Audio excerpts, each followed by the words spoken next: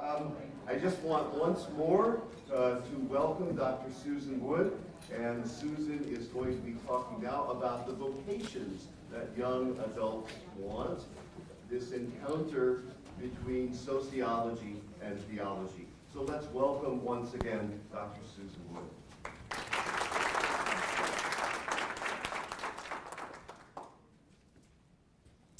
Thank you. I have no PowerPoint today because I don't have nearly the number of numbers to throw at you that I did yesterday.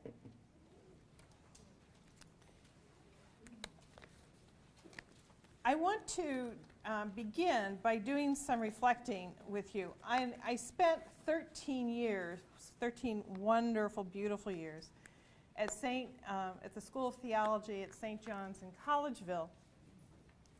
And there, we taught a lot of students. Until the mid-90s, we had seminarians.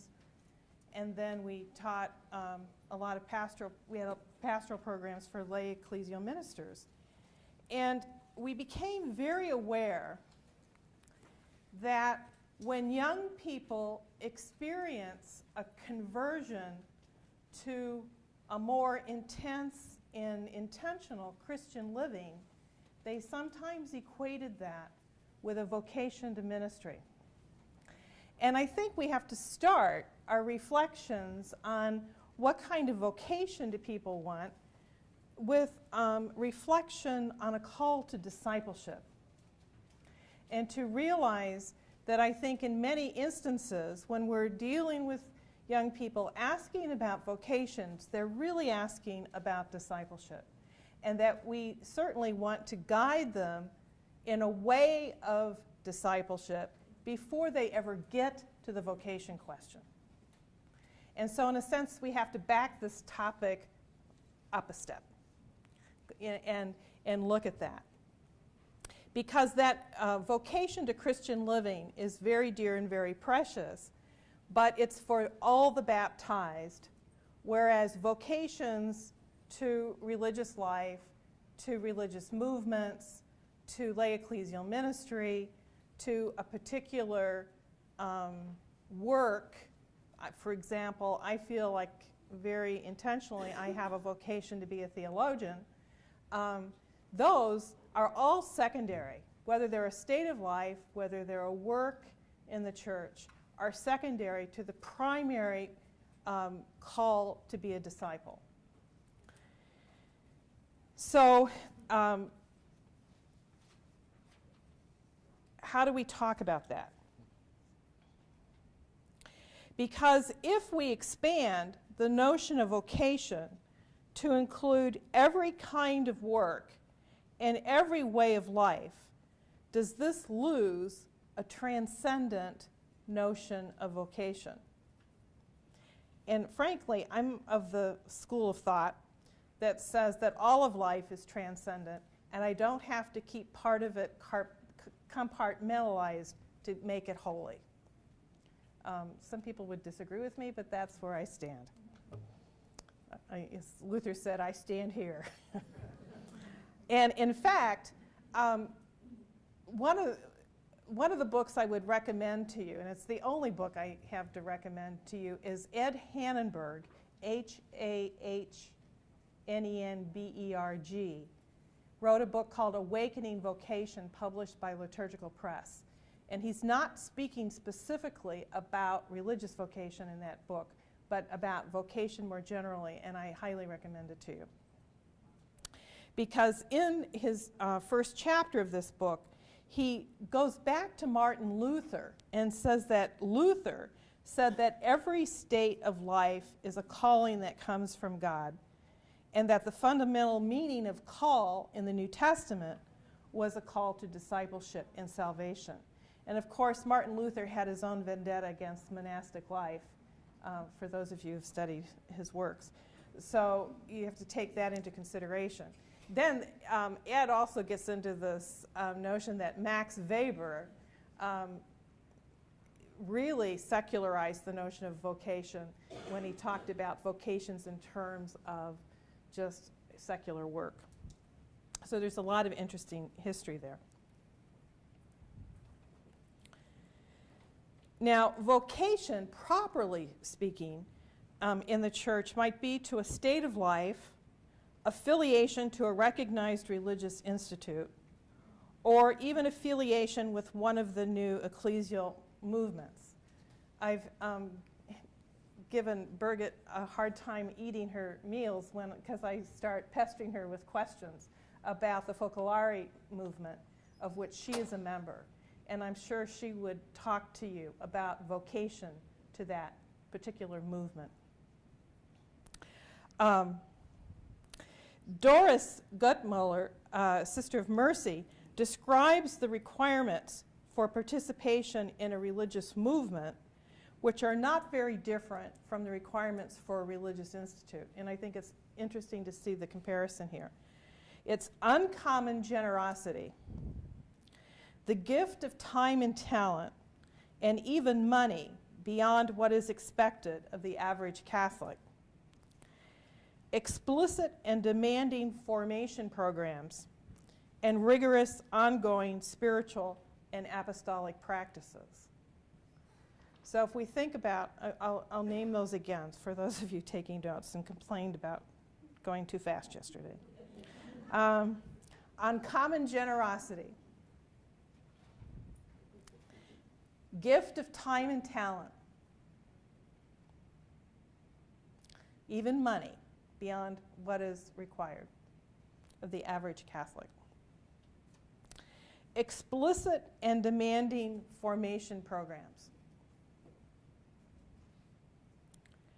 Rigorous, ongoing, spiritual and apostolic practices. And I will now continue the list. Frequent meetings. Spiritual guidance from senior members.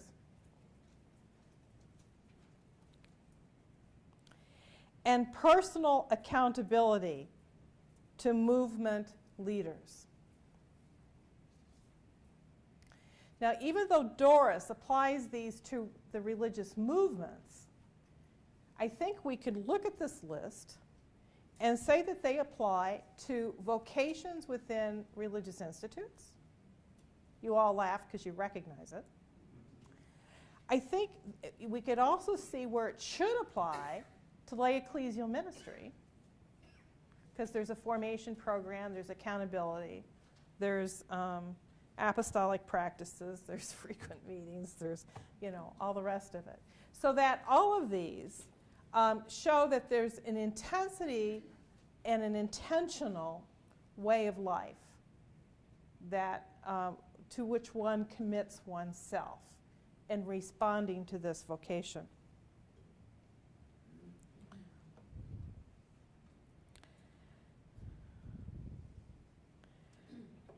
Now, the religious movements will vary a lot from one to the other. Some are more controversial in the church than others, and I'm not an expert on them, so I'm going to skip over all of that. But I want to include new religious movements because I'm impressed with the number of young religious communities that seem to be springing up and new religious movements. And I think what we're seeing today is that religious life is in a state of transition, and it's going to be much more varied in the future than we've known it to be in the past. And it's going to be various kinds of commitments, perhaps for various lengths of time, with various degrees of affiliation to those groups. Again, a pause for a personal reflection. In the past, in the church, we've tended to hierarchize, if there's such a word, religious life. So contemplative and closed communities were almost committed to a more intense spirituality, maybe a greater degree of holiness than apostolic religious. And I remember in the 60s, when I was a young sister, there was talk about whether we should be religious institutes or secular institutes. And secular institute was almost a nasty word because secularity had a negative connotation. And I think we need to get beyond that way of categorizing different institutes, of some higher and some lower, some are holier, some in secular is somehow you're tainted with the world. Because I think as religious commitments become more varied in the future, we can't play that game of some are better than others. They're different, and the vocations are different, and they're called to different works.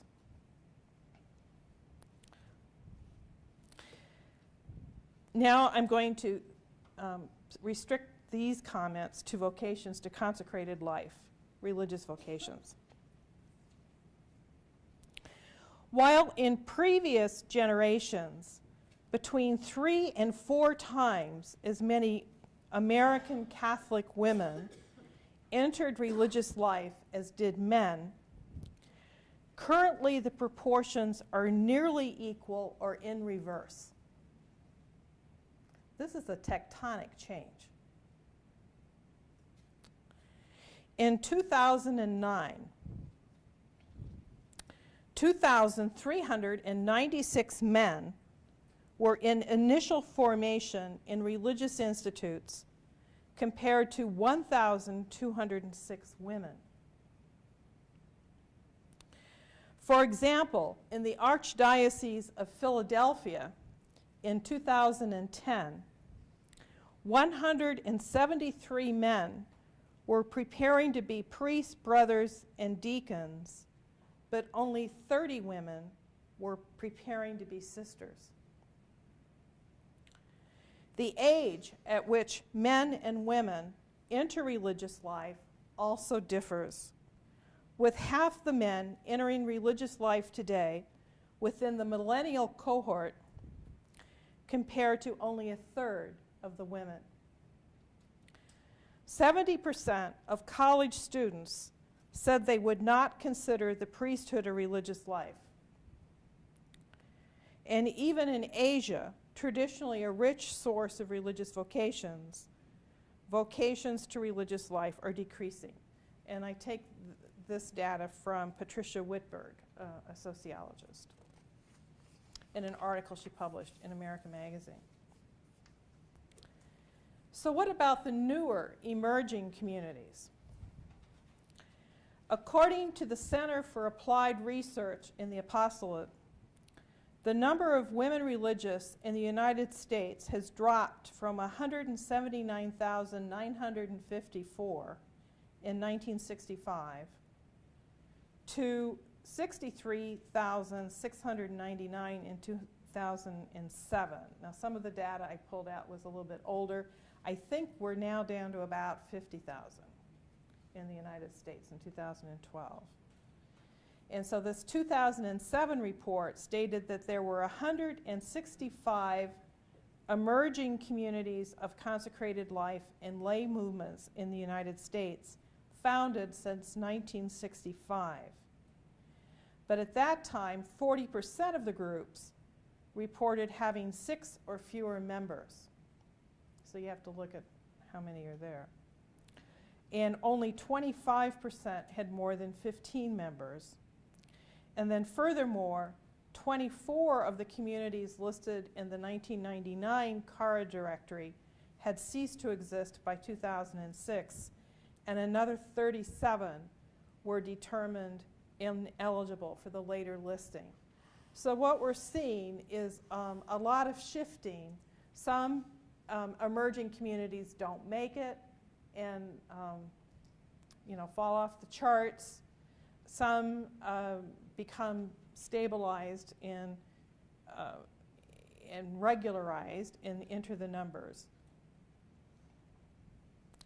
Also, I think it's important to remember that the retention rate for religious who enter is 50%.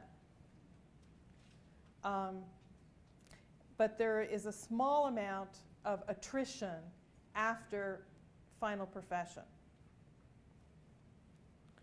So when you were looking at numbers entering, sometimes these numbers don't make sense because the same report will not tell you what the retention is. So you're not real sure what number you're looking at. Okay, so what are young people looking for when they enter these communities? Okay, the first item is quality community life.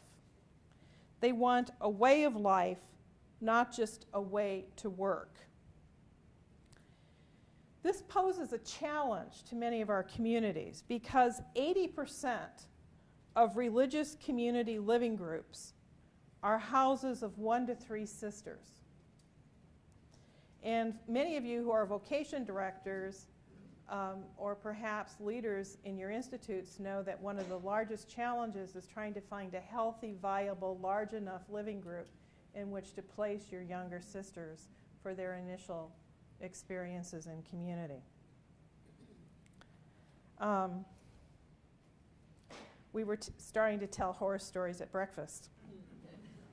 My first assignment out of the junior 8 was to live in a house of 23 sisters that was a combined high school, grade school convent built on top of the grade school in downtown Topeka, Kansas. But you will not find houses of 23 people outside of mother houses today at all. The ideal, when you ask a young sister, how many people would you like to live with, is usually something between 4 and 8.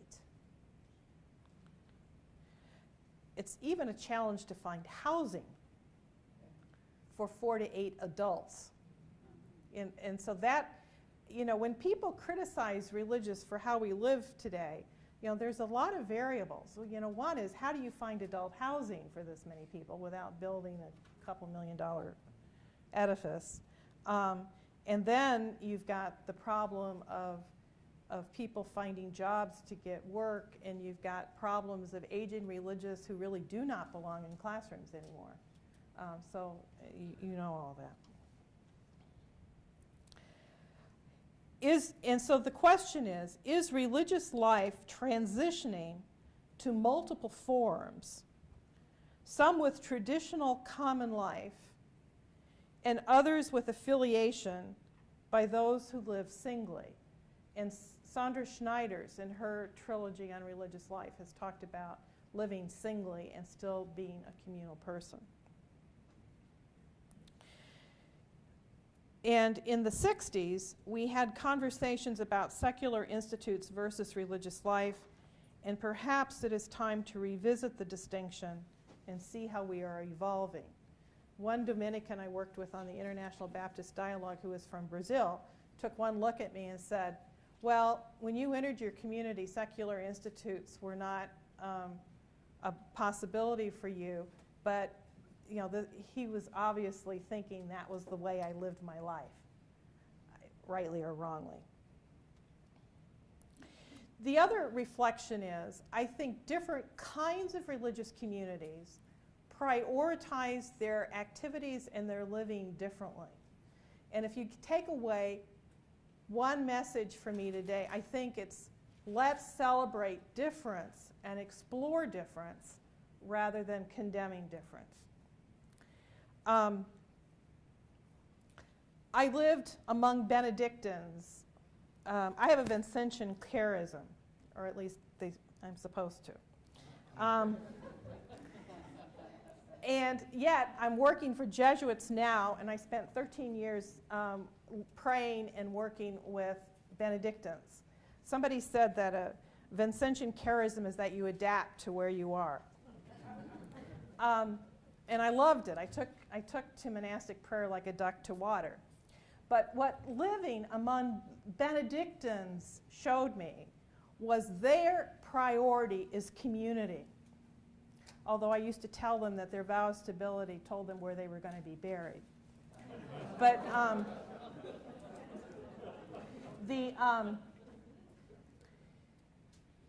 after Vatican II, when religious communities were told to retrieve the charism of their founder, I would say I'll speak for religious women, that's what I know the best. We took that very seriously. And so Benedictine women retrieved their monasticism, which had been lost when they came to this country, and it was a pioneer country, and bishops, more than monasteries, wanted hospitals and schools. And so their way of monastic living was adapted to the frontier. And it was only after Vatican II that they explored and began to retrieve monasticism. And there's a sister here from St. Ben's who is at the IRF Institute here at CTU. And so, for example, the St. Benedict sisters in St. Joseph, Minnesota, renamed their place from convent to monastery. And that was part of their retrieval of that. And they where my congregation has a general chapter every 6 years, you know, they probably have one every month. I mean, that's an exaggeration. But it's because they tend to be more in one place. Their decision-making as a community is based on their close proximity to one another. And the ideal is to choose an apostolic life that fosters their community together, and, you know, and part of which is the recitation of the divine office together. My community didn't start reciting the divine office until after Vatican II, because St. Vincent de Paul told the Daughters of Charity that the city street was their cloister, and the rosary was their breviary. So we were founded not to be cloistered. We were founded not to be monastic. And what happened in 1917, Code of Canon Law, everybody started to look the same. And then with Vatican II, people were retrieving the charism of their founders and starting to look more distinctive. But now, 50 years after Vatican II, you know, what's happening? I think there are, again, increasing pressures for sisters to look alike and act alike and to hold similar things in common. Now, when young sisters are looking for community life, I think you have to look at the type of community is to figure out what that type of community life should be in the ideal. Because a monastic community life is different from an apostolic community life. And again, I don't hold myself up as a norm. I really don't. But in my own personal life, my living follows my work. My work doesn't follow my living. And I'm an academic, and I happen to be living alone, because you go where the jobs are. And if you look at Jesuits, we don't have any Jesuits here, I don't think.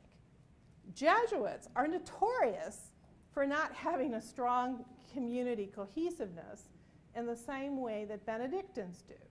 Because if you look at the Jesuits, they were ready to pick up, to move, and to be missionary and to go do their thing. So we have to look at this diversity of religious families to figure out what community life should be. There isn't one community life that fits all, is kind of the message. Does this pose a potential disconnect for young people coming to religious communities looking for community life? Potentially. Potentially.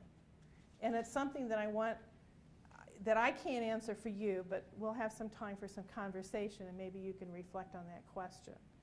Because I think some looking for a comfortable, it's important to witness together, but we can witness together in different ways, and what that means in terms of common life will be very different.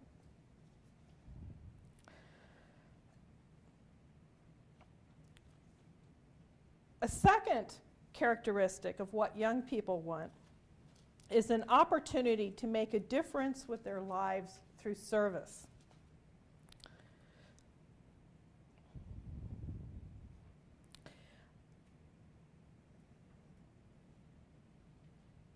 And I've commented on how that may take a different shape depending on what the type of community it is.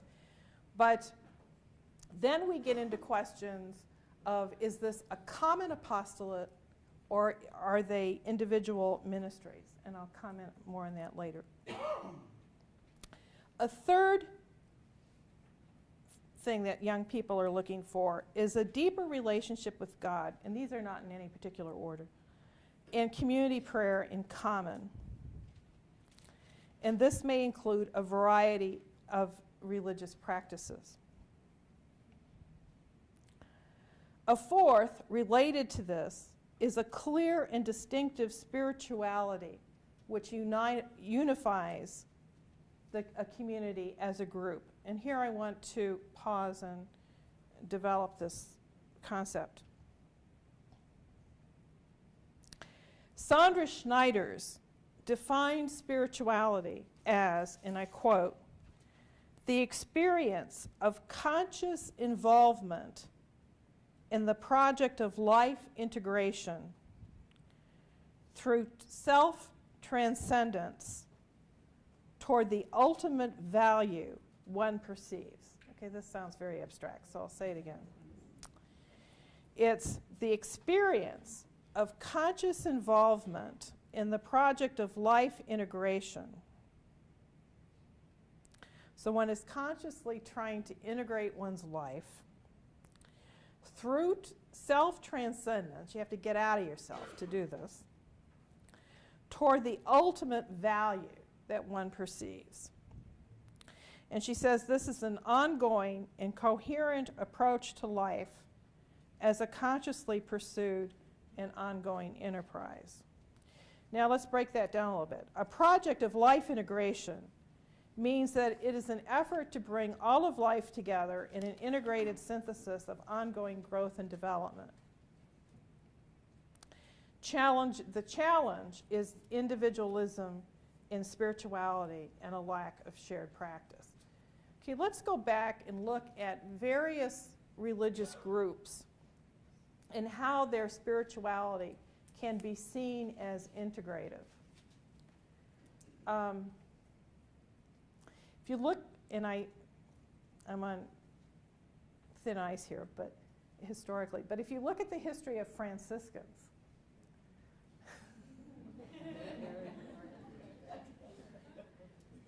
they're always arguing about poverty. And one group is trying to outdo the next group, right? And so there's a simplicity and a poverty and a freedom and a value of creation and all of that goes with it. And so I think we can say, and there are a lot of Franciscans in Milwaukee. I can't keep them straight. But I would say that poverty is really a visible integrating spirituality. It's a spiritual practice, that gives meaning to Franciscan life. In terms of Vincentian, it's service of the poor, which integrates the works and the ethos of Vincentian families. For Sisters of Mercy, it's mercy and the works of mercy that have integrated their lives. And so I think we can see where spirituality isn't just what I do when I pray, but there's a communal dimension for this integrative work that helps give identity to a particular group. And another way we've talked about that in the past is through the language of charism. But charism is a gift of the Spirit, hence the relationship to spirituality.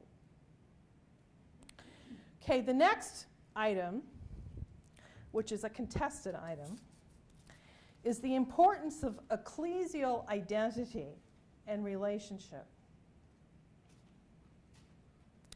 The new ecclesial movements have cultivated episcopal and papal support, and sometimes that has been to the detriment of parish participation.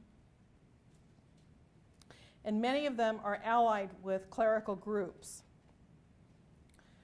In contrast, religious congregations have historically been integral to local churches, and only later in their history, appealed to pontifical right, and certainly to be acknowledged. In the 19th century, they came under local bishops.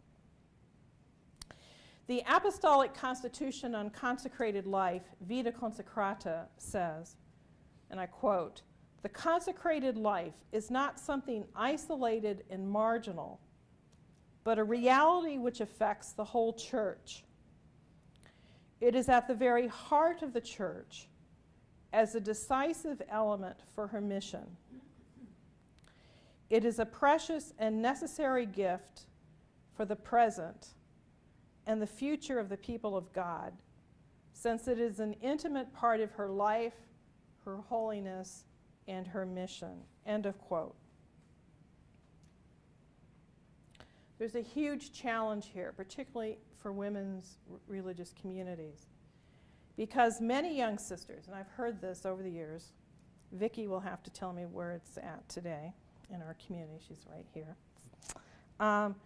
They tell me, "I want to be a member of this religious community, but I'm not sure I want to be a member of the church." Wow. This is a conflict, because religious life is an ecclesial way of life.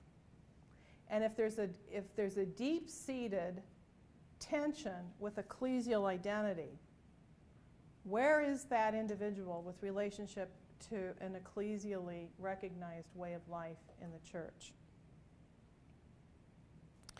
It is not unusual for young sisters to request vow ceremonies outside of a Eucharistic context because they don't want to import a priest for the occasion. What this speaks to is a deeper angst among women with a predominantly male clerical church. And I'm not a radical on this. I'm just saying it like it is. I also think that in the current difficulties of the LCWR with the bishops, it is not helpful for representatives of the LCWR to say, oh, we might then just incorporate as a nonprofit. That doesn't work, because we're an ecclesial way of life. So we have to stay with the church. We really do.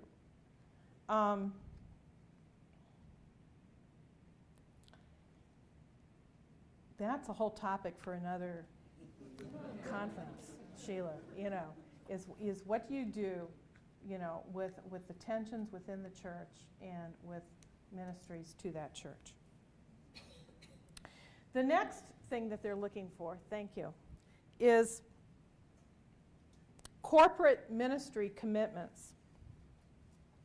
Some years ago, a study entitled "The Future of Religious Orders in the United States" by David Nygren of Ascension and Miriam Euketeris from Chicago, not sure I pronounced that right, stated that the emphasis on divided ministry, or at times on simply procuring a position, has eclipsed the symbolism of and statement previously made by corporate commitments.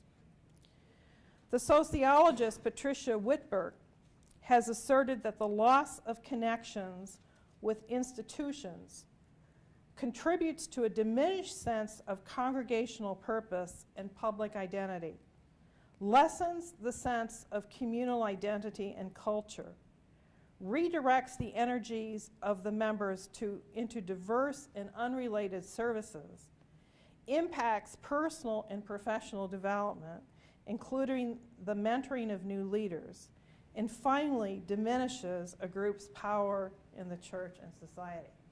Okay, that's a whole litany of condemnation of individual ministries. And some people have thought that religious communities have sold their identity down the river when they've given up their institutions i.e. schools and hospitals and things of that nature. And Guttmuller states that the twofold test of whether a congregational mission is more important than rhetoric is how effectively it shapes each member's choices and the leadership's affirmation of those choices, and how much it contributes to the public perception of the congregation.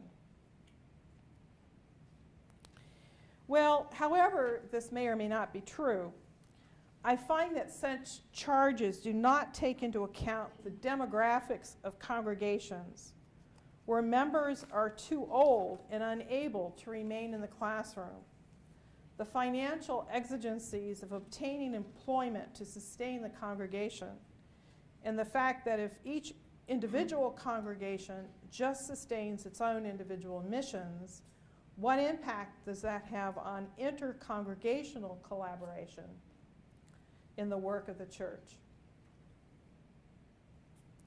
Some congregations ran their own schools, while many staffed diocesan schools. The question is whether apostolic mission is broader than the sustaining of institutions, even though institutions are more visible than individual ministries. And at any point, where most of our religious congregations are right now, we can't reverse that.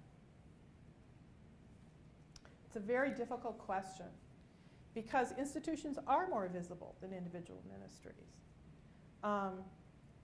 And yet, is there a ministry that's larger than the congregation? And how can we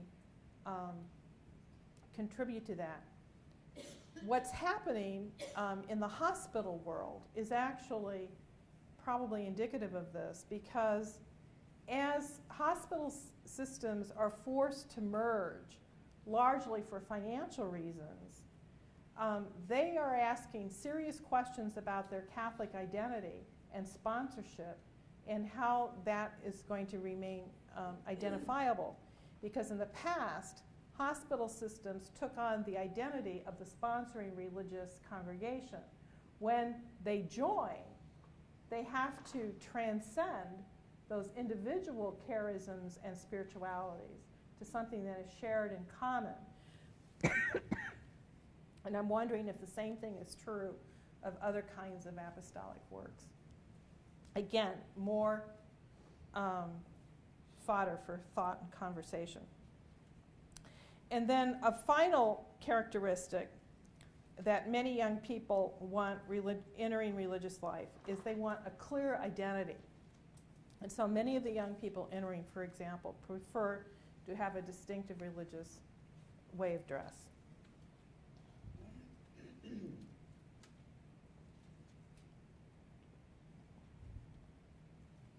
What are some of the additional challenges to all this? One is the generational difference, which I need to mention. According to the 2009 study by the Center for Applied Research on the Apostolate, the average age of entrance of men is 30, with the median being age 27. The average age of entrance for women is 32, and the median is 29. There is a 10-year gap in average and median entrance ages between women in LCWR institutes and women in CMSWR institutes. That's the alternative group for the more traditional congregations, where more than half of the women in initial formation in LCWR institutes, 56%, are over the age of 40, compared to 15% over the age of 40 in CMSWR institutes. Overall, 75% of finally professed men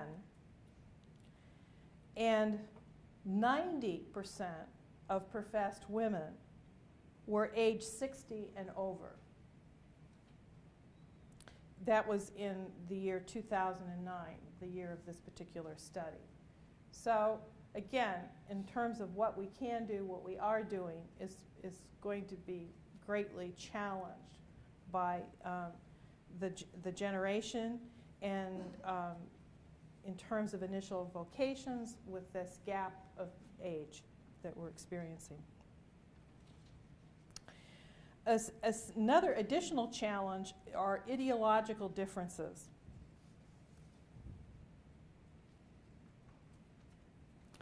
Although the number of new members for communities belonging to the Leadership Conference of Women Religious, LCWR, are about the same as those entering communities belonging to the Council of Major Superiors of Women Religious, there are many more communities which belong to the LCWR, so the number entering each individual community is lower. The 2011 study, which started this whole conference, suggests that newer members will be more ethnically diverse and more traditional than the older members of their communities.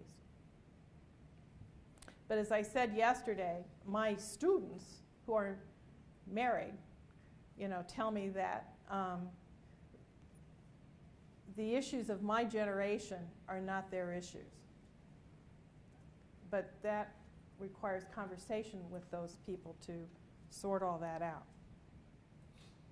And then I said that in women's religious communities, the retention rate before final vows is 50%, and in men's communities, it's 42%. So that's religious life, but that's one vocation. The next vocation I want to talk about is lay ecclesial ministry. Fewer comments. I was warned ahead of time that this group would be heavily religious.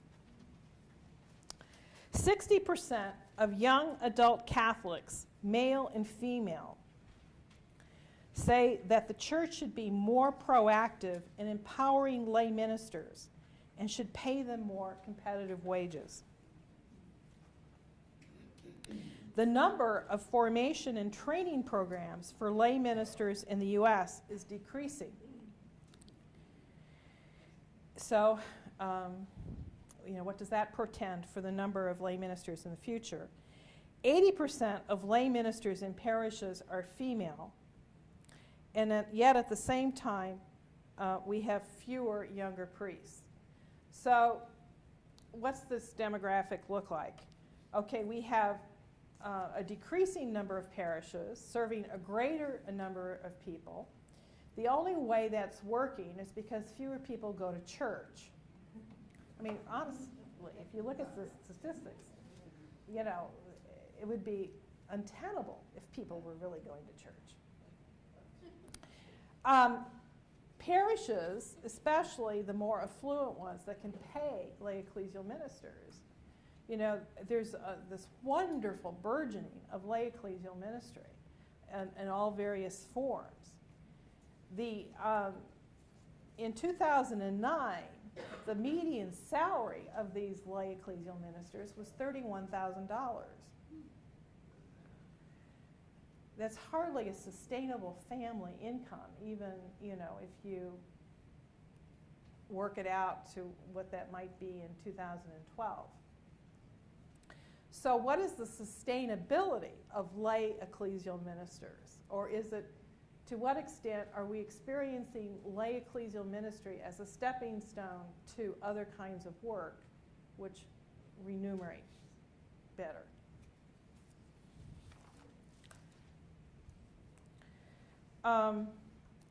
The challenges, other than the pay, is first of all education. 90% of lay ecclesial ministers have attended college or university at some point in their life, and 35% have graduate degrees. But I would guess they're not paying back their student loans. 67% have undergraduate degrees. Now, this is the challenge for Hispanic leaders who are still, in many cases, first generation college Because if, and on the one hand, we want to uphold the professionalization, I think, of lay ecclesial ministry. I mean, I'm an educator. I think education's a good thing. It's a necessary thing. The last thing you want is somebody preaching who doesn't know what they're talking about. But at the same time, how are communities who need religious leaders going to find those religious leaders? And how are we going to support them when they're not yet at that educational threshold? Another challenge is generational diversity. I think only about, well, here's some statistics. The average age of parish leaders today is 59. 54% of parish leaders are members of the Vatican II generation. That's the baby boomer. 20% are pre-Vatican II. So put those, you know, Vatican II and pre-Vatican II, you're up to 70%. Okay, 25% are of the post-Vatican II generation, and only 3% are millennials. Now the average age, now there's a reason for this, because the average age when parish leaders say they first felt the call to ministry in any setting is 29. And so the millennials, you know, are just now hitting 29, so this is what, perhaps why there's only 3%. But the other thing is, if we need peer-to-peer ministry in parishes, clearly we need some younger people ministering to younger people that aren't there. Millennial leaders are more negative in evaluating the following aspects of their parish. Communicating with parishioners. 69% say their parishes do a good job compared to 89% of everybody else. Welcoming new parishioners. 54% of millennials say parishes do that well compared to 85% of everybody else. Listening to parishioner concerns and input. 54% of millennials say parishes do that well compared to 83%. So there's a huge gap in perception. Ministering to young adults, 40% compared to 56%. So they don't think we're getting the message out to young adults. Celebrating cultural diversity, 39% versus 56%. Collaborating with other parishes, 39% versus the 61%. And outreach to inactive Catholics, 25% versus 43%. So across the board, there's a gap in terms of how millennial, you know, in terms of the report card millennials are giving to their parishes. Okay, just to list a few other things in terms of what kind of vocation do young people want. I've even heard at table conversations during this meeting that many people are asking for the possibility of temporary commitments, you know, and as an alternative to permanent commitments. Again, this depends on what kind of group we're talking about. I think, again, talking to Birgit, if I can keep pulling your conversation, I was pumping you for a reason at the table. You know, she was saying that in the Focolare movement, the committed core group is considered essential to that movement. And so there's a permanent commitment that is essential. But then the question, you know, many of us have affiliates which are loosely connected to us in terms of our service and our charism. And, you know, when you look at lay ecclesial ministry, that's obviously what people consider to be a vocation, but no one signs on for life necessarily. So I think there have to be, I'm not talking about temporary commitments to, you know, the traditional religious institutes, but ways of being in the church where, you know, at a time when commitment scares the jeebies out of everybody, you know, is there another possibility? I think another, given the low value of celibacy on the millennial statistics that I cited to you yesterday, I think those also point to the fact that we have to look at non-celibate options for different kinds of vocation in the church. Again, lay ecclesial ministry is an obvious example where a number of people, it's not tied to one particular state in life, but the difference between lay ecclesial ministry and religious life as we know it today is that lay ecclesial ministry is direct service to the church. It's an ecclesial service. Whereas religious life is an ecclesial way of life, but not necessarily ecclesial service. Now, can I explain that a little bit? In other words, I can belong to a religious community and be a nurse in a hospital, you know, or work for a nonprofit, or work for Catholic Charities. Maybe these are institutions in the church, but they're not ecclesial in the sense that I am doing pastoral ministry. And in fact, this is the theologian speaking. I think religious women in general have been undereducated theologically because we weren't trained for pastoral ministries. We were educated in the ministry, which we assumed, and now everybody expects everybody to know theology. I think that's one of the disconnects right now between the bishops and the sisters, frankly. You know, they assume that sisters kind of have the theology that priests do. And we weren't trained, all of us, to be public spokesperson for Catholic doctrine.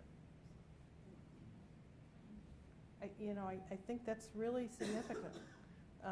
I think we should be better trained in terms of young sisters in our communities, because we are expected now to be spokespersons for what the church teaches. But what this points to is that you had an ecclesial way of life that wasn't necessarily pastoral ministry. And then you have pastoral ministers who aren't necessarily living an ecclesial way of life. Now, as we look to new ways of servicing the church, is there going to be, and maybe the new religious movements are this, a way of committing to an ecclesial way of life for non-celibates who take on the variety of works that religious members did, but it's not tied to celibacy. So do you see how that's kind of another option that maybe the movements, you'll have to give a talk next time. Okay. And so that leads to the whole notion of other alternative kinds of communities that are rising up. And the good news is that it's all under the inspiration of the Spirit, which started this whole thing anyway. So thank you.